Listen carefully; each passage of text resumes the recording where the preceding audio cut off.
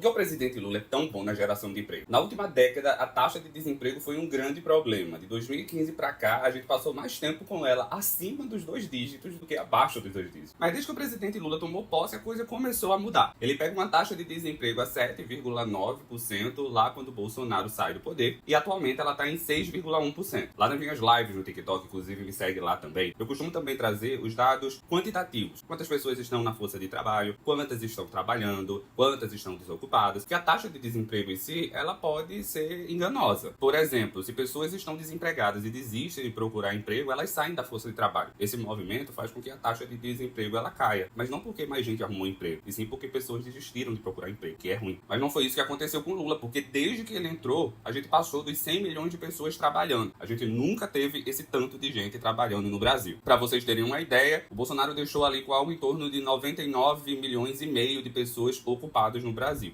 Atualmente, são quase 104 milhões de pessoas ocupadas. A taxa de desemprego se aproxima da margem ali do tão sonhado pleno emprego. É quando a taxa de desemprego ela fica abaixo de 5%. Mas vale ressaltar que essa realidade ela não é a mesma para todos os estados brasileiros. Estados como Rio de Janeiro, boa parte dos estados do Nordeste, principalmente o meu, Pernambuco, que tem a maior taxa de desemprego do Brasil, eles ainda precisam melhorar muita coisa. Tem também alguns estados que poderiam ter uma parcela maior da população na força de trabalho. É o caso do Ceará, por exemplo, que tem a menor taxa de desemprego no Nordeste, porém uma baixa participação da população em idade de trabalhar dentro da força de trabalho. Para quem não sabe, no Brasil a gente considera pessoas em idade de trabalhar a partir dos 14 anos. Já nos empregos formais, até novembro de 2024, eram mais de 47,7 milhões de pessoas trabalhando formalmente no Brasil. Esse número é 3,6 milhões a mais do que o Bolsonaro deixou quando ele saiu do governo. Mas esse resultado aí que o governo Lula está entregando, ele sabe muito bem o que tem que fazer para conseguir esse resultado. Diferente do governo Temer e Bolsonaro, que focaram muito nas contas públicas e na procura por um superávit das contas públicas, reduzindo alguns gastos, o governo Lula, embora se preocupe com as contas públicas, ele sabe muito bem que existe uma forma de você alcançar a meta fiscal sem precisar cortar gastos. Pelo menos sem cortar tantos gastos assim, já que ele também corta gastos. Por exemplo, uma simples política de reajuste do salário mínimo acima da inflação tende a aumentar o poder de compra do trabalhador que recebe o salário mínimo. E como o mínimo ele está sendo reajustado acima da inflação, isso gera um ciclo virtuoso, onde também as outras categorias tendem a seguir a mesma tendência. E é óbvio, se a inflação for X e eu dou X mais 2,5%, que é o teto do reajuste do salário mínimo acima da inflação, esses 2,5% acima da inflação vai aumentar o seu poder de compra. Aumentando o poder de compra, eu vou aumentar a demanda por bens e serviços, o que faz com que você fomente o serviço e a indústria. Logo, o que o Lula faz não é mágica. Vários países do mundo também adotam esse tipo de política quando visam melhorar a qualidade de vida dos seus cidadãos. Principalmente no caso do Brasil, onde nem todo brasileiro vive na melhor casa, tem a melhor mobília dentro de casa, come da melhor maneira possível. Então, demanda por bens e serviços é o que não falta nesse país. Mas se tem demanda, por que a oferta não está acessível?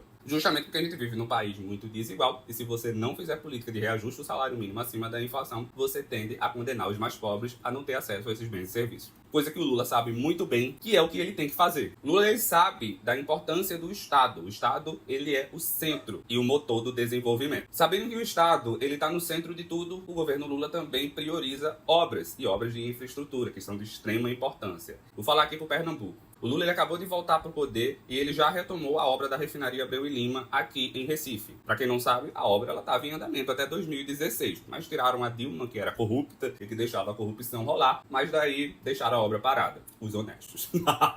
Inclusive dizendo que era para a gente pagar a gasolina mais cara, o famigerado PPI, para deixar a Petrobras mais eficiente. Agora eu não sei para onde foi essa eficiência, né, minha gente? Porque refinaria nenhuma saiu do chão. Mas o Lula já autorizou tanto a ampliação da unidade 1, que inclusive está sendo finalizada nesse mês de janeiro e já vai aumentar a capacidade de refino de petróleo em 15 mil barris, e também da unidade 2, que vai fazer com que a refinaria ela saia da capacidade de refino atual, que são 100 mil barris de petróleo por dia, para 260 mil. A refinaria Abreu e Lima é a que mais consegue extrair óleo diesel de óleo cru. A capacidade é de 70%. E a estimativa é que quando ela for finalizada e estiver no seu ápice, a gente vai atingir a autossuficiência em diesel, diminuindo assim sim a influência do preço internacional no preço doméstico. Esse é só um exemplo do que o Lula vem fazendo. Ele já retomou várias obras, inclusive a Transnordestina, que vai ligar Recife a Fortaleza e também ao Piauí, onde já se tem também um projeto de conectar a Transnordestina à ferrovia Norte e Sul, que é uma das principais ferrovias do Brasil, melhorando assim a nossa malha ferroviária. Na verdade, a gente tem a ambição de até 2035, 40% da nossa logística ser via ferrovia. Percebe, né? Enxergar o Estado como motor do desenvolvimento é de extrema importância. Sem algo centralizado, fica muito difícil de você conseguir melhorar a qualidade de vida do brasileiro. E é isso que o Lula entende que tem que ser feito. Ou seja, gente, não é nenhuma magia o que o Lula tá fazendo. Nem maquiando dados, como boa parte dos bolsominions costumam falar. Ele é só um cara que consegue enxergar as possibilidades e, com isso, tentar sair do ponto A e chegar no ponto B. E onde é esse ponto B?